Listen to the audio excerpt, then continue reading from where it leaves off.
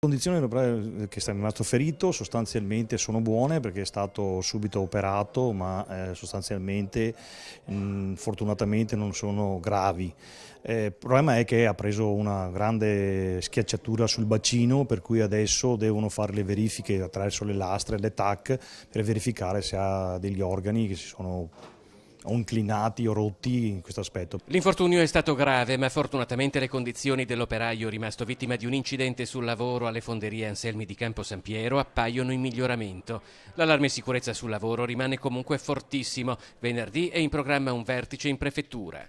Chiediamo investimenti da parte delle aziende e soprattutto investimento anche da parte dello Stato. Lo Stato deve in qualche modo essere più presente con gli organi competenti, gli organi di verifica ispettiva, e dobbiamo tutti quanti con il nostro lavoro, con le nostre potenzialità, cercare di fare molta formazione nei luoghi di lavoro. Il gravissimo incidente ad Acciaierie Venete il 13 maggio ha portato già ad una manifestazione regionale a Padova per chiedere maggiore sicurezza sul lavoro, e venerdì davanti alla prefettura è previsto un presidio dei lavoratori. Noi faremo un presidio con dei lavoratori alle ore 16 davanti alla prefettura, l'incontro sarà alle 16:30 proprio perché vogliamo che anche i lavoratori siano sensibili al tema, vogliamo che siano partecipi di quelle che sono le nostre azioni sul territorio.